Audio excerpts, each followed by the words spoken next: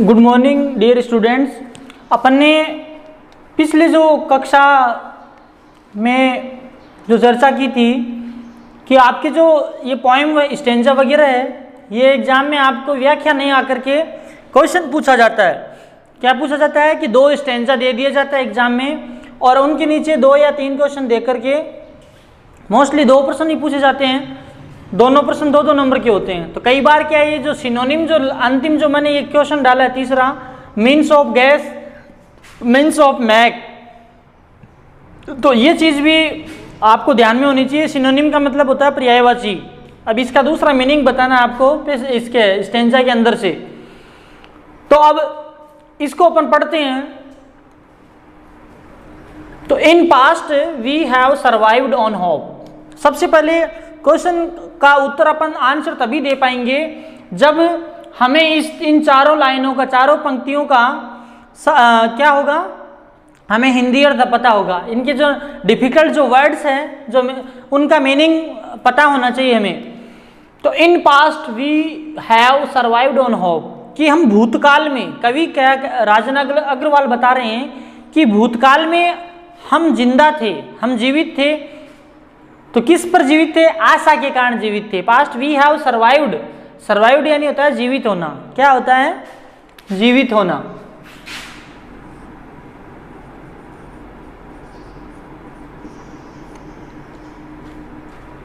और एक यह मीनिंग आया सरमाइज, इसका मीनिंग होता है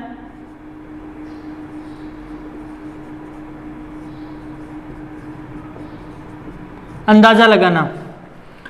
और नेगेटिविटी होती है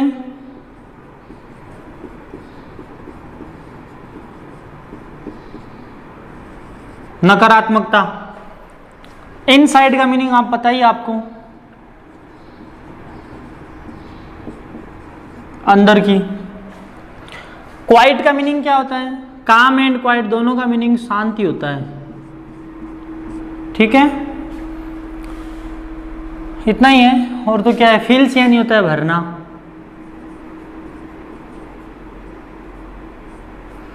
इन past we have survived on hope, यानी हम भूतकाल में आशा पर ही जीवित थे।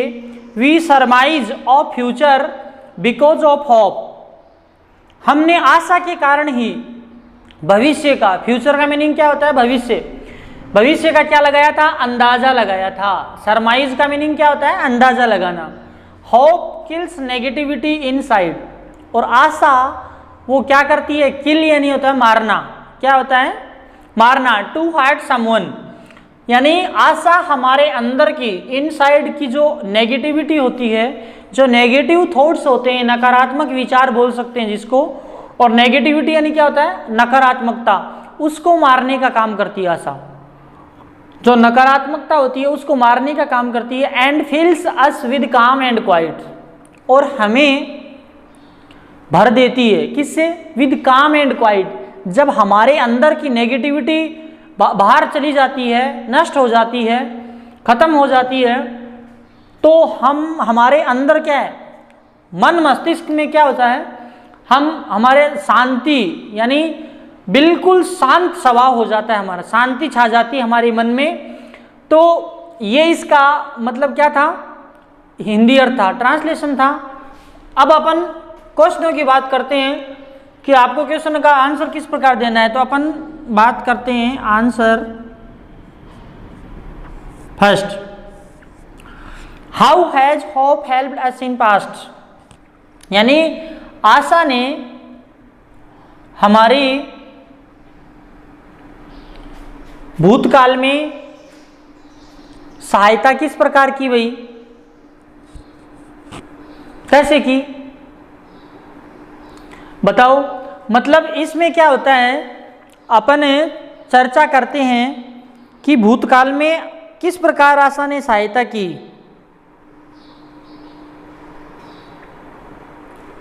भूतकाल में आशा, इसका मीनिंग क्या है? How has hope helped us in past, कि भूतकाल में आशा ने हमारी सहायता कैसे की। तो ऐसे होगा, hope has helped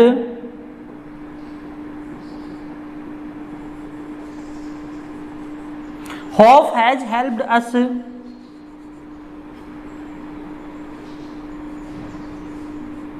in past on survival.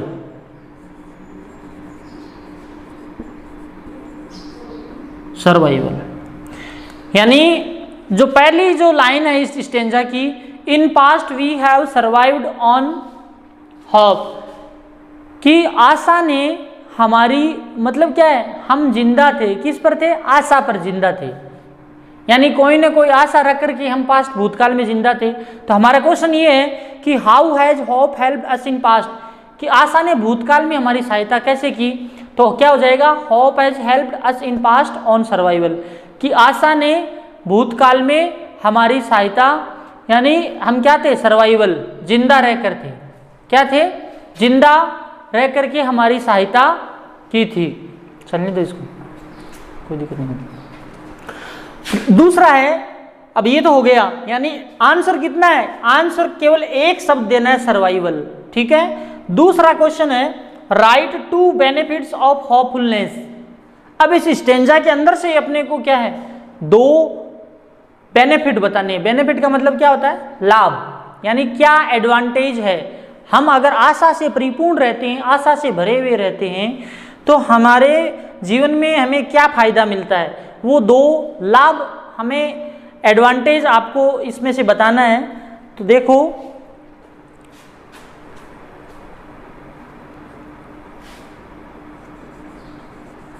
Answer 2 है, एक तो होता है होप किल्स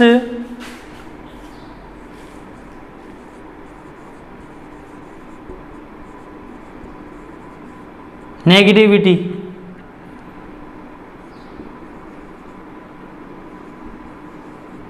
इनसाइड, ठीक है। दूसरा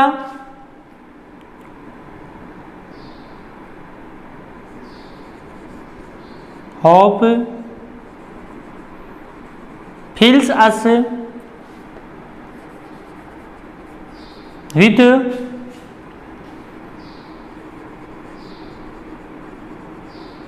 काम एंड क्वाइट। अब देखो, ये कॉलम नहीं है, ये कॉलम नहीं होता है, काम है। एम से पहले अगर एल आता है किसी वर्ड में, तो उस एल को साइलेंट रखते हैं, अपन बोलते नहीं है। जैसे PALM, पाम, पाम का मीनिंग क्या होता है, हथेली होता है, ठीक है ना। होप किल्स नेगेटिविटी इनसाइड, आशा हमारे अंदर की नेगेटिविटी को खत्म करती है। होप फिल्स अस विद काम एंड क्वाइट। तो ये दूसरे क्वेश्चन का आंसर हो गया। अब तीसरा क्या है, तीसरा आंसर देखो, तीसरे में एक वर्ड में उत्तर देना है। अब गैस का मीनिंग क्या होता है, पता है क्या आपको? गैस का मीनिंग होता है आइडिया लगाना, अंदाज लगाना। तो अब अंदाज लगाने का यहाँ मीनिंग मैंने देखो बताया, सरमाइज होता है। तो क्या हो जाएगा, तीसरे का आंसर हो जाएगा सरमाइज, सरमाइज। सही लिख देता हूं मैं इसको, SURMISE, सरमाइज। इस प्रकार अपने को क्वेश्चन का आंसर देना है, ठीक है ना। तो हम आंसर तभी दे पाएंगे, एक चीज का ध्यान रखना आपको, जब हमें ये स्टेंजा है ना पूरा, उसका अर्थ आपको पता होगा। जब हमें अर्थ ही पता नहीं होगा तो हम आंसर है ना, ये क्वेश्चन बिल्कुल सही नहीं जाएंगे, गलत जाएंगे, क्योंकि अपने को क्वेश्चन इनका स्टेंजा का हिंदी अर्थ का ही पता नहीं है। अब सेकंड जो स्टेंजा है, अब ये दो स्टेंजा पूछे जाते हैं एग्जाम में, तो जो फर्स्ट स्टेंजा है उसके नीचे 2 क्वेश्चन आएंगे और सेकंड स्टेंजा उसके नीचे भी 2 क्वेश्चन आएंगे। तो अब यहाँ दूसरा स्टेंजा क्या कह रहा है कि hope max the bird fly, कि जो आशा है वो पक्षियों को उड़ने के लिए प्रेरित करती है। बिल्कुल सही बात है कि पक्षी जब अपने घोंसले से उड़ते हैं तो कोई ना कोई आशा लेकर ही उड़ते हैं। और आशा क्या रहती है, 2 चीज की आशा रहती है। एक तो अपने छोटे बच्चों के लिए दाना पानी लेने के लिए उड़ते हैं, और दूसरी चीज उनके लिए मस्ट ये रहती है कि उन्हें अपना घोंसला बनाने के लिए, अपना घर बनाने के लिए जो घास फूस होता है, लकड़ी होती है छोटी, उनकी आवश्यकता होती है, यानी जिसको अपन मटेरियल बोल सकते हैं। क्या बोल सकते हैं? मटेरियल्स बोल सकते हैं। तो उन चीज़ों की आवश्यकता होती है। तो इन दो चीज़ों की आशा रख करके ही पक्षी है ना आकाश में उड़ान भरते हैं, अपने एक स्थान से दूसरे स्थान की ओर उड़कर जाते हैं। तो ये बात बिल्कुल सत्य है, बिल्कुल सही है। Hope makes the bird fly, कि आशा है वो पक्षियों को उड़ने के लिए प्रेरित करती है। अब दूसरा सेंटेंस है in search of food. In search of food का मीनिंग फॉर यंग वंस, यहां यंग वंस का मीनिंग होता है, देखते हैं अपन, जो ये यंग वन है ये है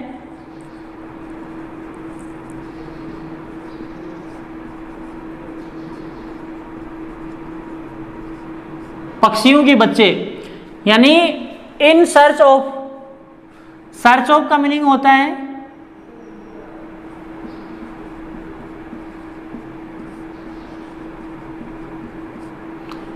in search of food for young once, यानी पक्षियों के जो छोटे छोटे जो बच्चे होते हैं उन अपने बच्चों के भोजन के लिए, फूड का मीनिंग क्या होता है? भोजन, यानी उनके दाने पानी के लिए पक्षी अपने घोंसले से उड़ान भरते हैं और दूसरी जगह उड़कर जाते हैं। और वो भी क्या है? आशान्वित होकर के, कोई ना कोई आशा लेकर के दूसरे स्थान की तरफ उड़कर जाते हैं, अपने छोटे बच्चों के भोजन के लिए जाते हैं वो।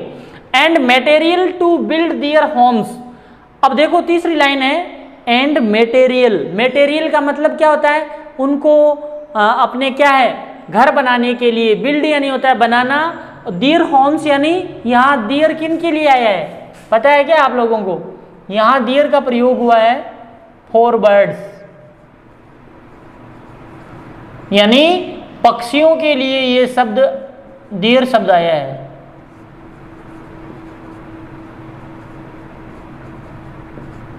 पक्षियों के लिए आया है, यानी एंड मटेरियल, यानी यहाँ एंड शब्द का यूज क्यों किया है? क्योंकि दो चीज है यहाँ, एक तो मटेरियल एक फूड, तो फूड एंड मटेरियल के लिए एंड का यूज किया है। And material to build their homes, यानी अपने घर बनाने के लिए उनको किसकी आवश्यकता होती है? सामान की आवश्यकता होती है।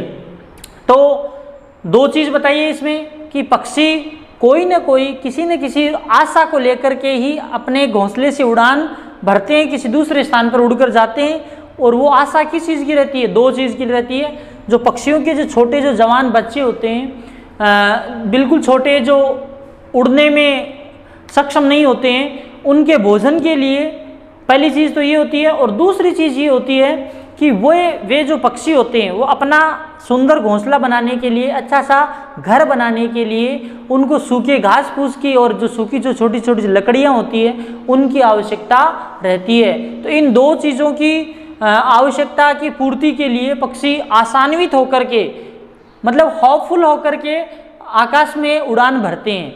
और यही इस स्टेंजा के अंदर राजन जी अग्रवाल ने एक्सप्लेन किया है। तो अभी अब अपन क्वेश्चन करते हैं। तो पहला प्रश्न क्या है? What makes the bird fly?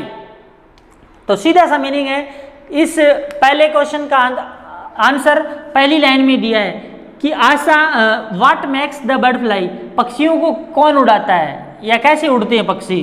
तो इसका आंसर देखो, व्हाट की जगह हॉप लिख दो, hop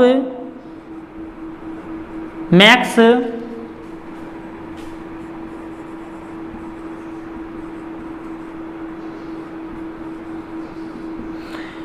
hop max the bird fly, की जो आशा होती है वो पक्षियों को उड़ने के लिए प्रेरित करती है। आंसर फर्स्ट हो गया। अब आंसर सेकंड की चर्चा करते हैं अपन। देखो दूसरा क्वेश्चन क्या है? Why does the bird fly? पक्षी आकाश में क्यों उड़ते हैं? अब इसका आंसर देखो, नीचे की जो दो लाइन दी हुई ना, ये क्या दिया? In search of food for young ones and material to build their homes. तो ऐसा कैसा लिख दो?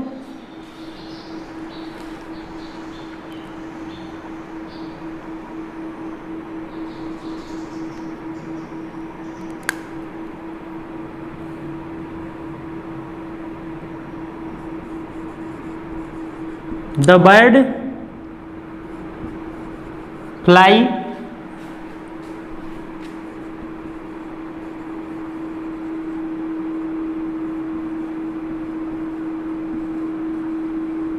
इन search of food and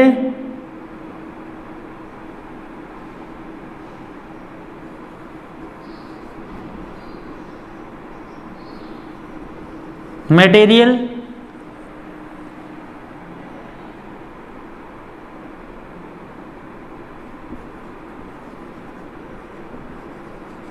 to build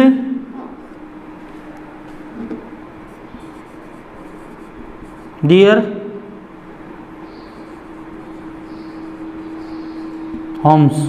तो ये दो चीज है, the bird fly in search of food and material to build their homes, कि पक्षी अपना घर बनाने के लिए और भोजन की तलाश में, इन सर्च ऑफ का मीनिंग क्या होता है, भोजन की तलाश में, ठीक है, भोजन की तलाश में एक स्थान से उड़ करके दूसरे स्थान पर जाते हैं। अब आंसर थर्ड है, यहाँ मीनिंग बताना, मीन्स ऑफ मेक, मेक का मीनिंग क्या होता है, मेक यानी बनाना, तो यहाँ बिल्ड का मतलब होता है बनाना, तो यहाँ मेक का सिनोनिम क्या हो जाएगा, बिल्ड हो जाएगा, बिल्ड का मतलब होता है बनाना, ठीक है।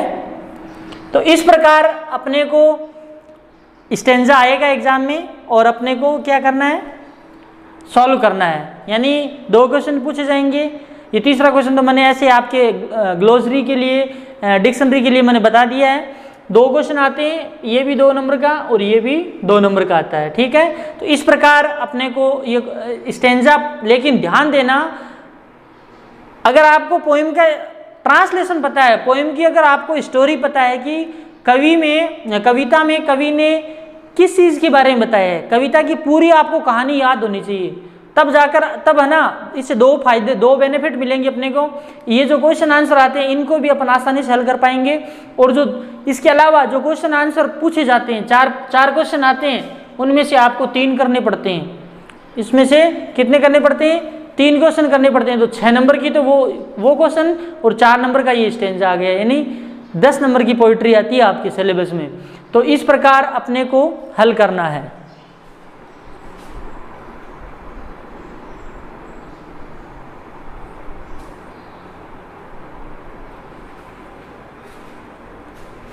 अब देखो इसी पोइम के 2 स्टेंजा और लेते हैं अपन, और इनकी प्रैक्टिस करते हैं कि किस प्रकार अपन क्वेश्चन का आंसर इस स्टेंजा के अंदर से ही निकाल सकते हैं, ठीक है। इनमें ये थोड़ा सा बड़ा स्टेंजा, ध्यान देना।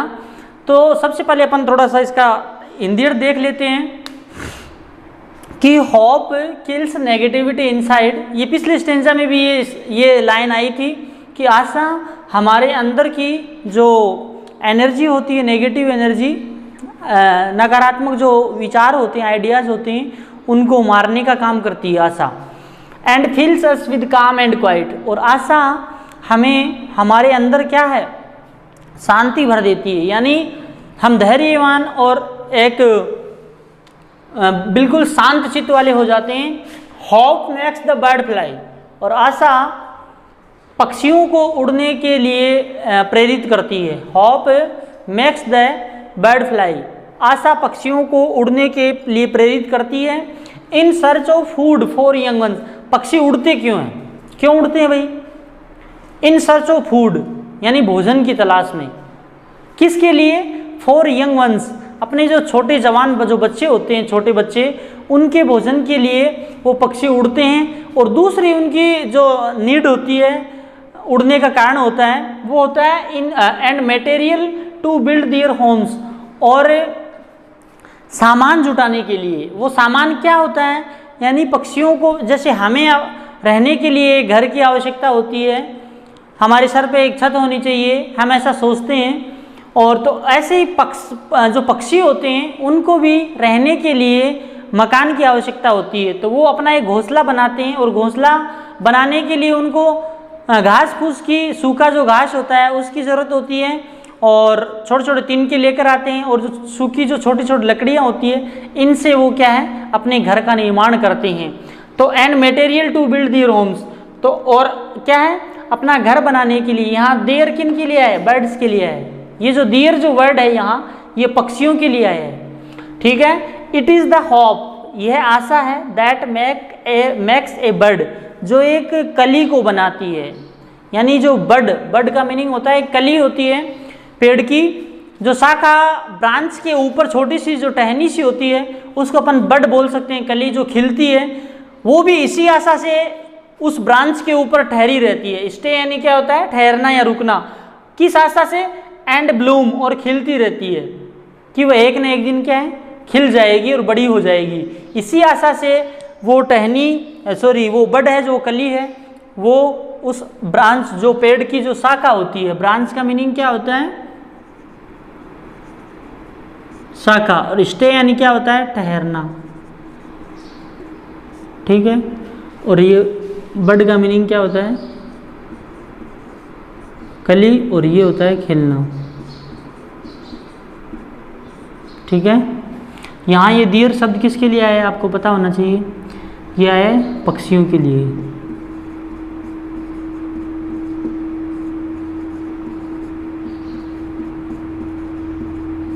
पक्षियों के लिए आया है, ठीक है। और ये यंग वंस क्या है, ये यंग, देखो आपको पता होना चाहिए हर चीज का, ये है यंग वंस है पक्षियों के बच्चे।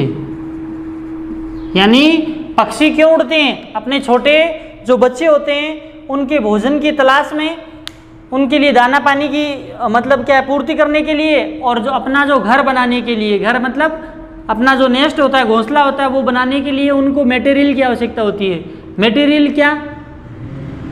मटेरियल क्या होना चाहिए घोंसला बनाने के लिए, सूखा जो घास फूस होता है और छोटी छोटी लकड़ियाँ होती है वो जुटाते हैं। तो इन दोनों चीज़ों की तलाश में कुछ आशान्वित होकर के, होपफुल होकर पक्षी क्या है, आकाश में उड़ते हैं। तो अब देखो अपन क्वेश्चन देखते हैं इसके।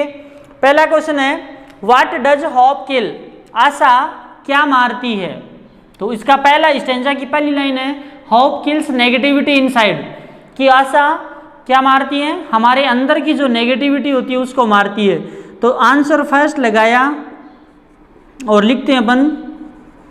अब केवल ऐसे नहीं है कि बस इसका उत्तर केवल नेगेटिविटी लिख दिया, नेगेटिविटी लिखने से उत्तर तो आपका सही है लेकिन आपने सही तरीका यूज नहीं किया, इसलिए आपका वो 2 नंबर का है तो 1 नंबर ही मिलेगा आपको। तो पूरा आंसर लिखना चाहिए लैंग्वेज सहित। हॉप, अब देखो यहाँ किल है, यहाँ मैंने किल्स किया है, क्यों किया है आपको पता होना चाहिए। ये इसलिए किया है क्योंकि जब डू डज हटता है ना तो सेंटेंस में आंसर हमेशा ध्यान देना कि अगर प्रश्न में डू और डज है तो जो इसका उत्तर देते हैं अपन, उत्तर देते समय उत्तर साधारण वाक्य में लिखते हैं, और सिंपल जो प्रेजेंट टेंस होता है उसका जो सिंपल सेंटेंस होता है उसमें अपन डू डज का प्रयोग न करके, डू डज का तो प्रयोग क्योंकि ऑलरेडी क्वेश्चन में है, तो आंसर लिखते समय अपने को वर्ब में एस या एस का प्रयोग करना है। इसलिए होप किल्स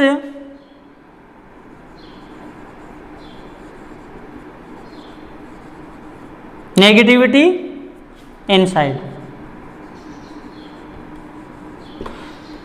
अब उस फर्स्ट क्वेश्चन में 2 प्रश्न पूछे गए हैं। दूसरा है, हु फील्स अस विद काम एंड क्वाइट, कि हमें हमारे अंदर शांति कैसे आती है, कौन बढ़ता है शांति को। तो दूसरे का हु की जगह अपने को क्या लिखा जाना है, आशा। Hope feels us with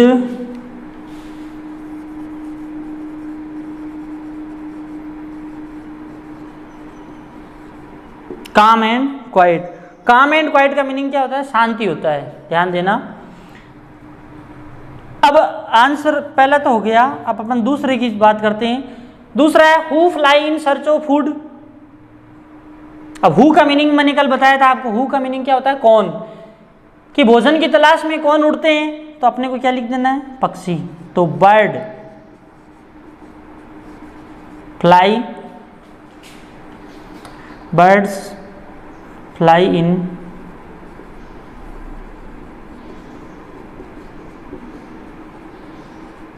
search of food. पक्षी भोजन की तलाश में, इन सर्च ऑफ का मतलब क्या होता है, तलाश में, आकाश में उड़ते हैं। दूसरा क्वेश्चन है, इसी में दूसरे में एक प्रश्न और पूछा है, व्हाई इज मटेरियल रिक्वायर्ड, यानी सामान की क्यों आवश्यकता है भाई। तो लिखना है अपने को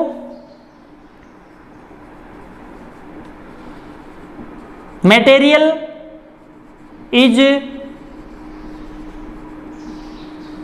रिक्वायर्ड टू, यहां मैंने देखो टू क्यों लगाया है, ध्यान देना, क्योंकि ये वर्ब पहले से भी है और दूसरी वर्ब और लगाने के लिए हमें टू का यूज करना है। दो वर्ब के बीच में हमेशा टू आता है। रिक्वायर्ड टू, दूसरी वर्ब है ये बिल्ड,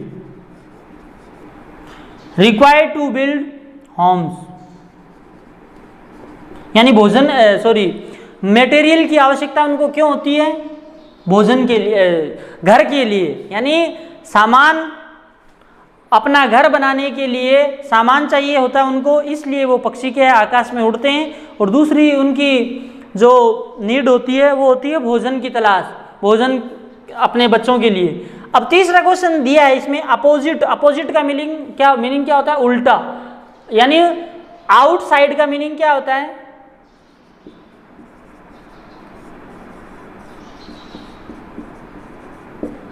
बाहर की तरफ, ठीक है। तो अभी इसके अंदर है ना, जो ये 5 लाइन का जो अपना स्टेंजा है, इसके अंदर बाहर की तरफ इसका उल्टा क्या होगा, इनसाइड, यानी अंदर की तरफ। तो ये देखो ये रहा मीनिंग इनसाइड, तो यहां आंसर थर्ड लगा देना है अपने को।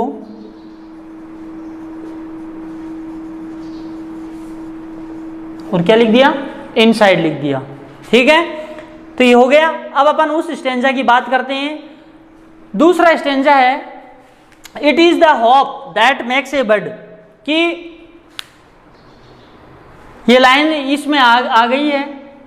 इट इज द होप, यही आशा है जो कली को क्या है, प्रेरित करती है। बर्ड यानी क्या होता है, कली, और ब्लूम का मतलब क्या होता है, खिलना,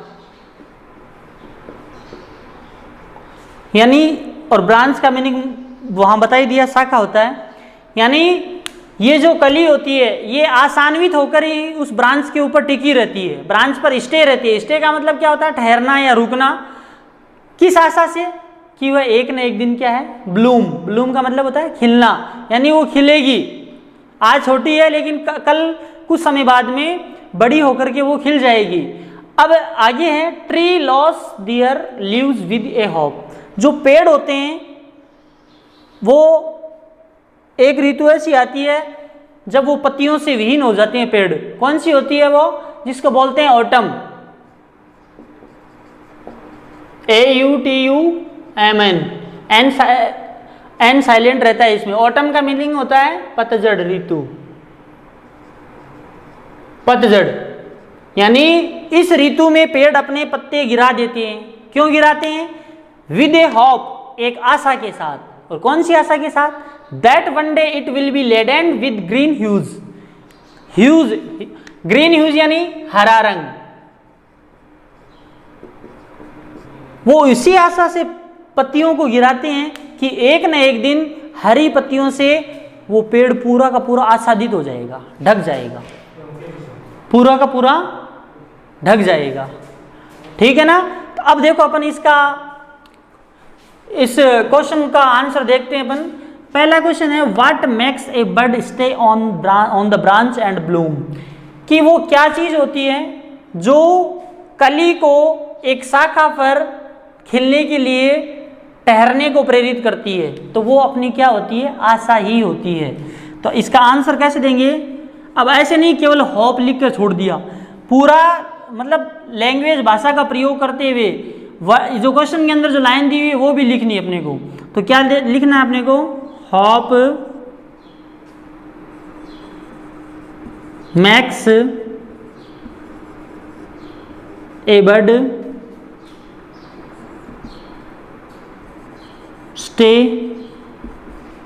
on the branch and Bloom. Hope max A bird stay on the branch and Bloom, ये आंसर अपना फर्स्ट हो गया, ठीक है ना। कि जो आशा होती है वो ही कली को शाखा के ऊपर रुकने के लिए प्रेरित करती है। क्योंकि कुछ समय बाद में वही कली क्या बड़ी होकर के खिल जाती है। ब्लूम का मतलब क्या होता है? खिलना। दूसरा क्वेश्चन पूछा है why do tree loss their leaves. यहाँ लीव्स का मीनिंग क्या होता है? पत्तियां। क्या है? पत्तियां। कि पेड़ अपनी पत्तियों को क्यों खो देते हैं भाई? तो वो भी, उनकी भी कोई ना कोई आशा रहती है। तो क्या लिखना है अपने को? ट्री, यहाँ ट्रीज है,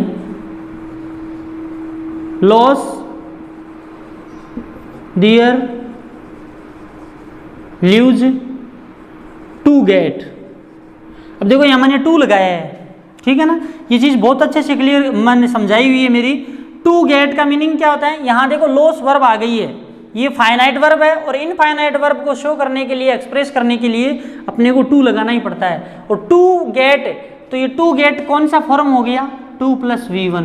तो 2 + V1 कौन सी फॉर्म होती है? आपको पता है, इनफाइनाइट फॉर्म होती है।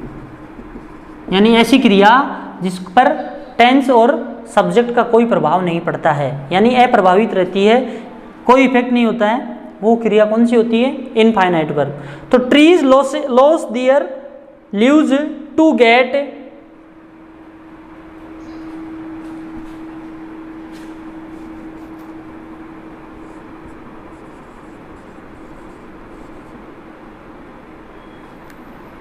Fresh green